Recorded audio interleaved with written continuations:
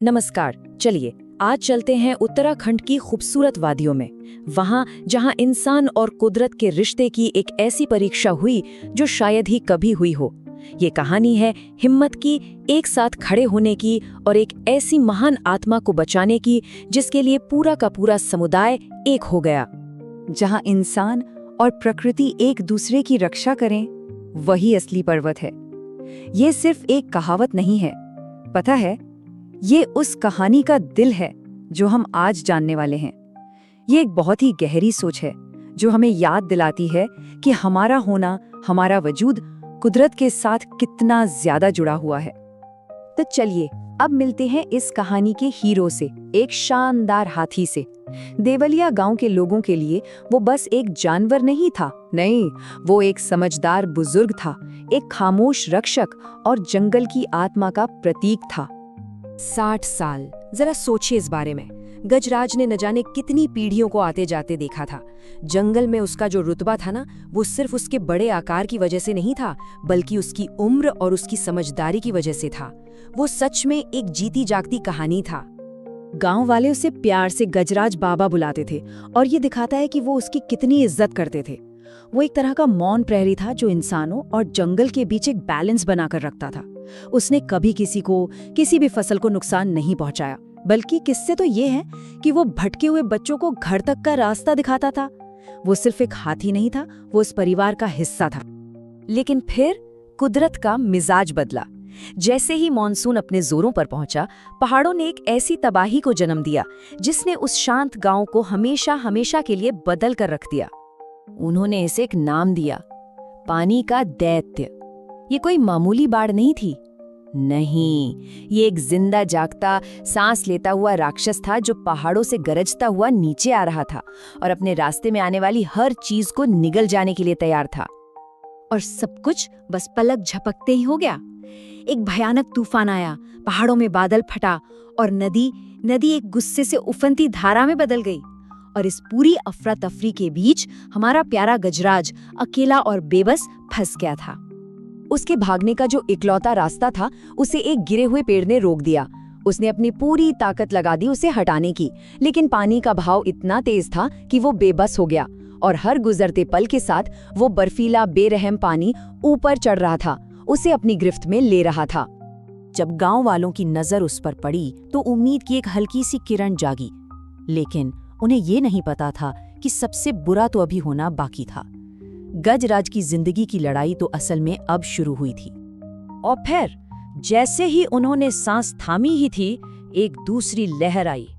ये कोई आम लहर नहीं थी, ये पानी की एक पूरी दीवार थी, पहले से कहीं ज्यादा बड़ी, ज्यादा तेज और कहीं ज्यादा जानलेवा, और वो पूरी ताकत से गजराज से आ टकराई।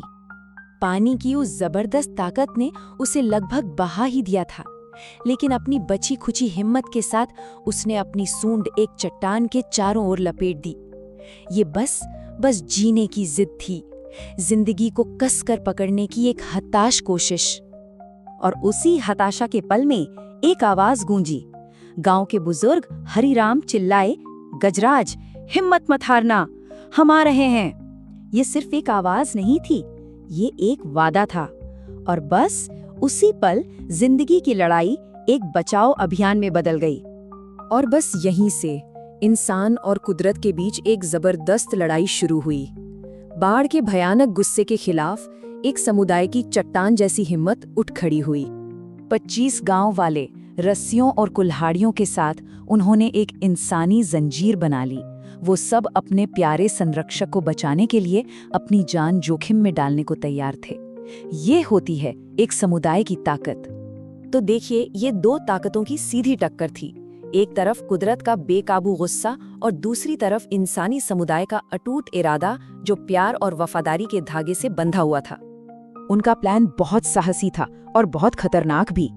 कुछ लोगों ने रस्सियों के सहारे गजराज को स्थिर रखा, जबकि दूसरे लोग उफनते पानी के किनारे एक नया रास्ता बनाने में जुट गए। 30 मिनट, पूरे 30 मिनट की जानलेवा मेहनत के बाद उन्होंने एक रास्ता बना ही लिया।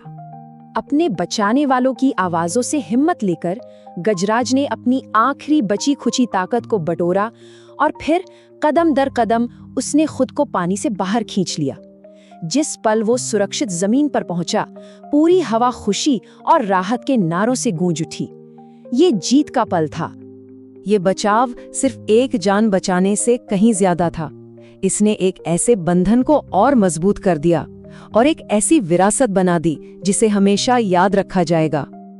जैसा कि एक गांव वाले ने कितनी गहरी बात कही, आज इंसान और जानवर दोनों ने एक दूसरे को बचाया।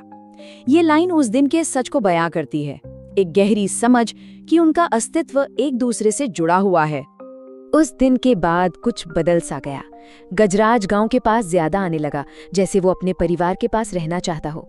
बच्चे उसे केले खिलाते और बुजुर्ग उसके पास बैठकर उससे ऐसे बात करते जैसे वो उनका कोई अपना हो। ये रिश्ता पहले से कहीं ज्यादा मजबूत हो गया था। और ये सुनिश्चित करने के लिए कि इस दिन को कभी भुलाया ना जाए, गांव वालों ने गांव के गेट पर एक पत्थर की पट्टिका लगाई। उस दिन का एक स्थायी स्मारक, जब उन्होंने मिलकर पानी के दैत्य का सामना किया था। और उस पत्थर पर उन्होंने गजराज को एक नया नाम दिया, जंगल का जीवित प्रहरी। ये सिर्फ एक नाम नहीं था, ये एक ऐलान था। एक महान रक्षक के तौर पर उसकी पहचान को हमेशा के लिए अमर कर दिया गया। ये असाधारण कहानी हमें एक बहुत गहरे सवाल पर सोचने के लिए मजबूर करती है। हम कुदरत के रक्षक कब बनते हैं और कब कुदरत हमारी रक्षक बन जाती है? शायद देवलिया के लोगों की तरह हम भी ये महसूस करते हैं कि सच्ची सुरक्षा एक दूसरे की देखभाल करने में ही है।